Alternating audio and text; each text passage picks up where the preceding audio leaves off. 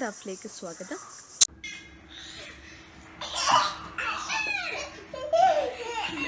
ഇന്ന് ഒരു സ്പെഷ്യൽ ഐറ്റവുമായിട്ടാണ് ഞാൻ വന്നിരിക്കുന്നത്. അതായത് പ്രകൃതിയോട് ചേർന്ന് നിൽക്കുന്ന ഒരു ഗ്രോ ബാഗ്. സാധാരണ ഗ്രോ ബാഗുകളൊക്കെ നമ്മൾക്ക് ലഭിക്കുന്നത് പ്ലാസ്റ്റിക് കൊണ്ട് നിർമ്മിച്ച ഗ്രോ ബാഗുകളാണല്ലേ. അതിനു പകരം പ്രകൃതിയോട് ചേർന്ന് നിൽക്കുന്നതും പ്രകൃതിയിൽ അലിഞ്ഞു ചേരുന്നതും പ്രകൃതിയിൽ നിന്ന് ലഭിക്കുന്നതുമായിട്ടുള്ള ഒരു ഗ്രോ ബാഗാണ് നമ്മൾ ഇന്ന് ചെയ്യാൻ പോകുന്നത്. വളരെ എളുപ്പമാണ് ചെയ്യാൻ വേണ്ടിയിട്ട്. അതുപോലെ ഈ കൊറോണ കാലത്ത് വീട്ടിലിരിക്കുന്ന സമയത്ത് പച്ചക്കറികളൊക്കെ നടുവാൻ വേണ്ടിയിട്ട് നല്ല യൂസ്ഫുൾ ആയിട്ടുള്ള ഒരു ഗ്രോ ബാഗ് തന്നെയായിരിക്കും. എല്ലാവരും ചെയ്തു നോക്കണം. അതിൻ്റെ എല്ലാ ഡീറ്റെയിൽസും ഞാൻ വീഡിയോയിൽ കറക്റ്റായിട്ട് പറഞ്ഞിട്ടുണ്ട്. ഒട്ടും വൈകാതെ തന്നെ വീഡിയോയിലേക്ക് പോവാം. ഒരു ഗ്രോ ബാഗ് ഉണ്ടാക്കുവാൻ ഇതുപോലെയുള്ള 2 പാളകളാണ് നമ്മൾക്ക് ആവശ്യം. നമ്മുടെ പാളയ്ക്ക് അങ്ങനെ ഒരു കറക്റ്റ് സൈസോ അങ്ങനെ ഒരു മെഷർമെൻറ്റോ കാര്യങ്ങളോ ഒന്നുമില്ല. നിങ്ങളുടെ കയ്യിൽ ഏത് പാളയാണോ കിട്ടുന്നത് അത് രണ്ടും ഒരേ സൈസിലാക്കുക എന്ന് മാത്രമേ ഉള്ളൂ. നമ്മുടെ പാളയുടെ സൈഡൊക്കെ ഒന്ന് കട്ട് ചെയ്ത് കൊടുക്കുകയാണ്. പാളയ്ക്ക് നല്ലൊരു ഷേപ്പ് കിട്ടാൻ വേണ്ടിയിട്ട് അതിൻ്റെ 2 സൈഡും ഒന്ന് കട്ട് ചെയ്ത് കൊടുക്കുക.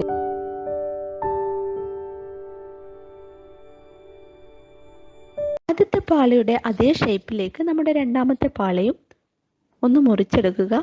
ആദ്യത്തെ പാള നമ്മൾ ഇതുപോലെയുള്ള ഒരു ഷേപ്പിൽ മുറിച്ചെടുത്തിട്ടുണ്ട്. ഇതേ ഷേപ്പിലേക്ക് രണ്ടാമത്തെ പാളയും മുറിച്ചെടുക്കണം.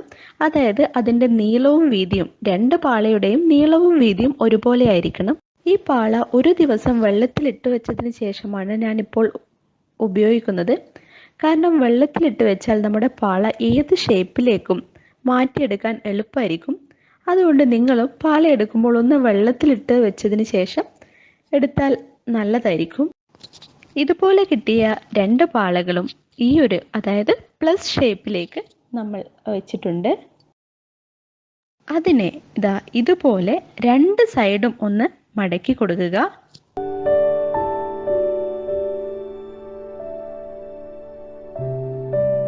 അടുത്ത പാളയുടെയും 2 സൈഡും ഇതുപോലെ മടക്കി വെക്കുക.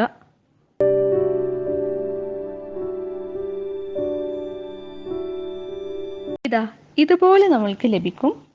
ഇതൊന്ന് നന്നായി പ്രസ് ചെയ്ത് കൊടുക്കുക. കാരണം നമ്മൾ ഗ്രോ ബാഗ് ഉണ്ടാക്കുമ്പോൾ ആ ഒരു ഷേപ്പിന് വേണ്ടിയിട്ടാണ്. ഒന്ന് നന്നായി പ്രസ് ചെയ്ത് കൊടുക്കുക.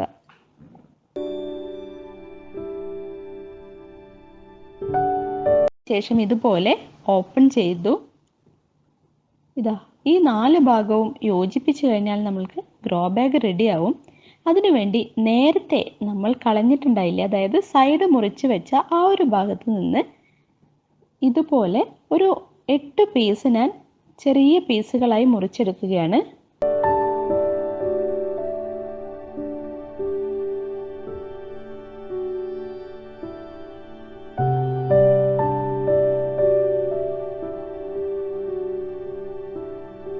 ഇതുപോലെ 4 ഹോൾസ് നമ്മൾ ഇട്ട് വെക്കുകയാണ്.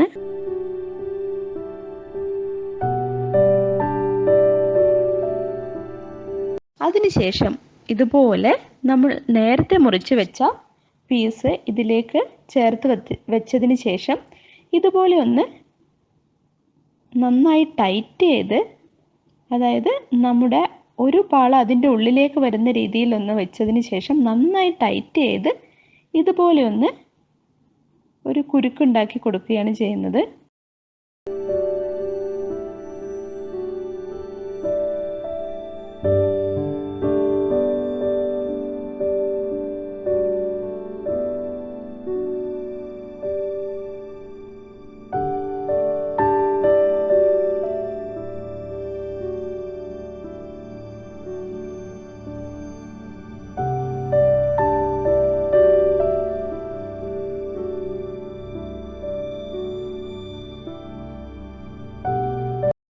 ഇതുപോലെ ബാക്കിയുള്ള 3 സൈഡിലും നന്നായി ടൈറ്റ് ചെയ്ത് കെട്ടിവെക്കുക.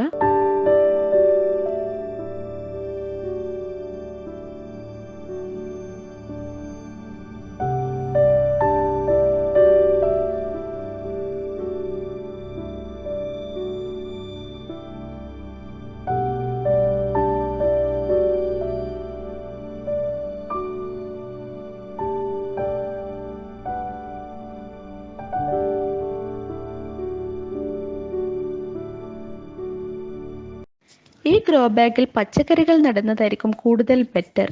കാരണം പച്ചക്കറികളൊക്കെ ഒരു വർഷത്തിനുള്ളിൽ വിളവെടുക്കാൻ പറ്റുന്നതായിരിക്കും അല്ലേ.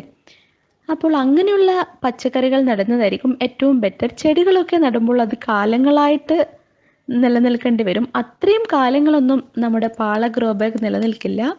മാക്സിമം ഒരു വർഷം അത്രയൊക്കെ നിലനിൽക്കാൻ പറ്റുള്ളൂ. അപ്പോൾ നിങ്ങൾ കൂടുതൽ പച്ചക്കറികൾ നടാൻ വേണ്ടിയിട്ട് നമ്മുടെ പാള ബാഗുകൾ ഉപയോഗിക്കുക.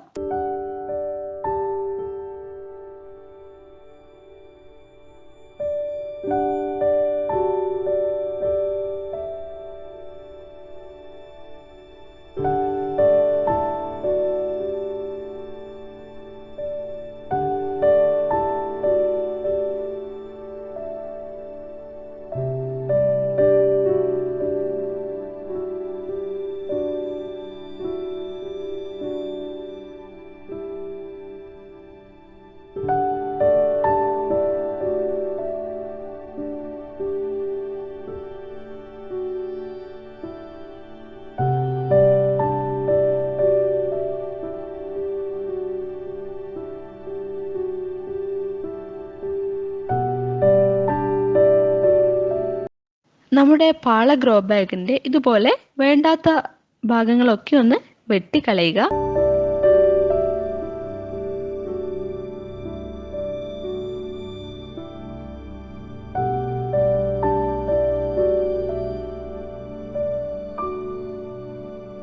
ഇതാ നമ്മുടെ ഗ്രോ ബാഗ് റെഡിയായി. അങ്ങനെ ഒരു ഗ്യാപ്പോ കാര്യങ്ങളോ ഒന്നും തന്നെ ഇല്ല.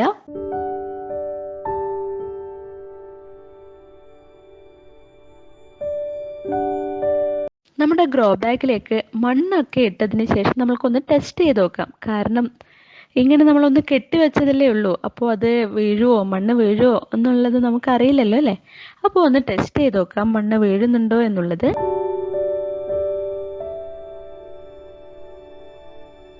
ഇതാണ് നമ്മുടെ മണ്ണ് നിറച്ച ഗ്രോ ബാഗ്. ഞാനൊന്ന് ജസ്റ്റ് അത് ഇതുപോലെ ഒന്ന് പൊക്കുകയാണ്. ഇതാ, ഒരു പ്രശ്നവുമില്ല, ഒന്നും പുറത്തേക്കോ ഒന്നും പോകുന്നില്ല. നല്ല അടിപൊളി ഗ്രോ ബാഗ് റെഡിയായി.